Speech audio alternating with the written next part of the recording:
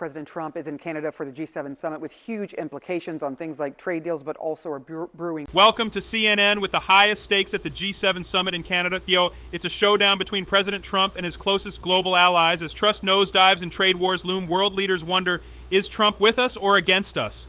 With some allies openly distancing themselves, the tension is palpable. Let's break this down. War. This could be extremely fraught, with some U.S. allies wondering if Donald Trump is with them or against them. All the while, the G7 nations grappling with the threat of the potential of an all-out war in the Middle East. CNN's chief data analyst, Harry Enton, with me right now. All right, with so many things that are sort of heavily weighing over this summit, what are you learning about what the people of these countries think about Donald Trump and whether he is with or against them? Yeah, I think that this title slide says it all, why Trump faces a tough room at the G7. That is because the countries outside the U.S. who are part of the G7, those folks, not big fans of Donald Trump. Not big fans at all. No confidence Trump will do the right thing when it comes to world affairs. Look at this. All these numbers are at least at 60% or above. You could start off here at the bottom, Japan 61, the UK 62. You go to that next row, Italy 68. We're getting higher and higher and higher. Canada 77. And finally, France 78%.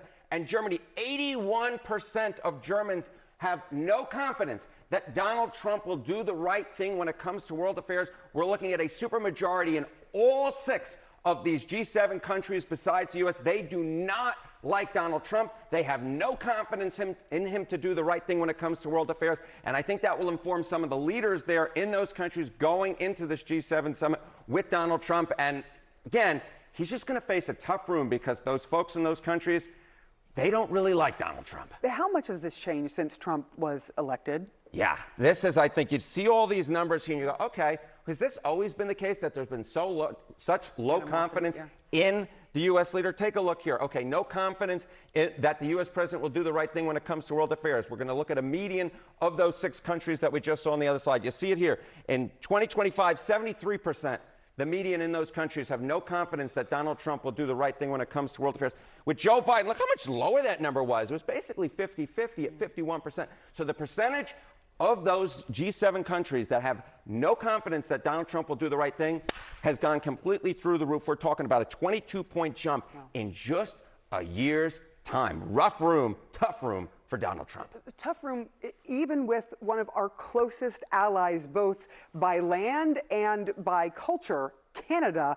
Do they want even a deal with Trump? Yeah, this to me is the number that kind of says it all, right? We're talking about allies of the United States here. No ally has been closer to us over the years than Canada has been, but Canadians are reducing reliance on the U.S. as a trade partner. Look at this. 91% say that, yes, that they, in fact, that Canadians should, in fact, reduce reliance on the U.S. as a trade partner. This isn't your everyday diplomatic disagreement. 91% of Canadians want to pull back from the U.S. economically. That level of rejection of America's closest ally exposes a deep fracture in long-held alliances and signals serious fallout from Trump's America First approach. You never see numbers that high. I'm laughing because it's just unprecedented compared to just 9% who disagree. 9%, that's about the percentage of Americans who believe we faked the moon landing. When you're in this territory, you know that we're in a lot of trouble. Donald Trump's in a lot of trouble when it comes to Canadians' views on him. That is an unprecedented number in any poll, anywhere, anytime. Yeah. All right. Harry Enton, thank you so much. Thank you. President Trump is in Calgary for the G7 summit. In just a few hours, he will have his first meeting of the day with Canadian Prime Minister Mark Carney before the official G7 welcome event that happens at noon. This is the first international summit of Trump's second term, one with major implications on the domestic front for the president's trade deals and internationally, of course, with that growing conflict between Israel and Iran. CNN senior White House correspondent Kristen Holmes is in Calgary for what will be a busy day. Kristen. Yeah, John, it's not as though there isn't anything going on in the world, but when you talk to President Trump and his advisors, the real focus for them is the global economy. It is these trade deals and potentially coming back with trade deals. I mean, we have to remember that the backdrop of all of this is, one, a looming global trade war, but also, two, those reciprocal tariffs that he has promised to put in place. That deadline is coming up and coming up fast. It's July 9th, and we expect Donald Trump to possibly even get aggressive with this, which we've seen in the past. Now, he talked about these trade deals specifically when he was leaving for this trip. Here's what he said. We have our trade deals. All we have to do is send a letter. This is what you're going to have to pay. but I think we'll have a few new trade deals. Few deals there. You said sending the letters. That's something he's talked about, sending letters to these various allies, trading partners, to say what their unilateral tariffs will be if they don't meet that deadline. We know the European Union, Japan are all looking to make those deals. But when we take trade out of the picture, we just talk about these global alliances and these global relationships. The thing to look at here, you're going to see a lot of these leaders trying to really suss out where Donald Trump stands on various issues. These are some of our closest allies, but as we've seen, Donald Trump doesn't really care about our historically closest allies. And one of the things that these other countries' leaders want to come away with is not having a confrontation, particularly a public confrontation with President Trump. You know, we'll see him sit down with Prime Minister Carney later this morning. The last meeting the two of them had didn't go great. It was on camera, and you saw the Prime Minister, who seemed very prepared for this sit down with Donald Trump, growing increasingly tense while Donald Trump kind of belittled Canada. At one point, kept talking about how he wanted it to be the 51st state, was talking about trade, laying into him publicly in front of these cameras. And these other leaders, they don't want to have a confrontation like this. They're going to have to, behind the scenes, try to work with Donald Trump, who obviously is a mercurial person and isn't afraid to have these kind of confrontations in public, to see where he stands and if he is on the same side as they are with some of these international issues. All right, just one of the things, or one of the many things he'll be discussing today. Kristen Holmes in Calgary, thank you so much. Great to see you.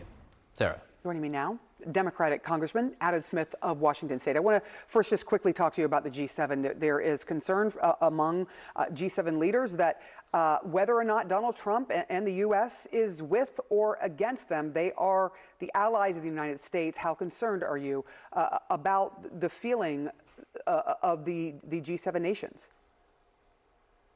I'm very concerned. First of all, it's a legitimate concern based on what Donald Trump has done as president in the last 5 months. You know, he's basically started a trade war with the entire world. Alienating potential partners while confronting China alone is a reckless foreign policy that isolates the U.S. and weakens its ability to lead on global economic and security issues. The cost? A fractured coalition at a pivotal moment. I mean, we have a major challenge with China. I mean, taking that on its own would be difficult. But now President Trump has alienated all of the potential partners in that challenge. He's made it clear that he will place tariffs on anybody and everybody, regardless of the relationship. And then, as John was just alluding to, the constant belittling of our allies like Canada and Denmark, the threatening to use military force to take Greenland and take Panama and to annex Canada. I think all of the G7 have every reason to worry whether or not Donald Trump is truly going to work with them and be a partner and an ally.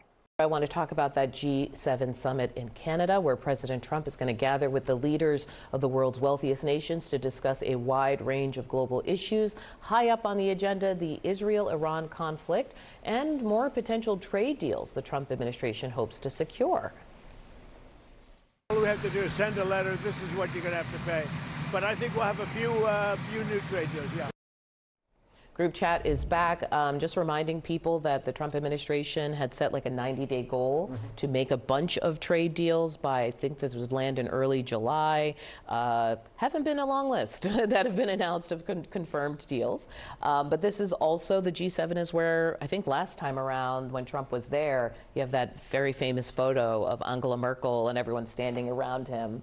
Very different vibe this time, I assume. Yeah, but if they can get out of this summit without a major diplomatic conflagration, I think it'll be a success. You're setting a bar low for a diplomatic event. Right. Okay. I really like that word. Yeah. Conflagration. You mean tweeting from the plane, which is, I think, what happened last time. Showdowns, yeah. People walking out, we'll see. But I don't expect much out of this summit just because the president doesn't really agree on very much with the other leaders that are there. We've seen a complete disconnect.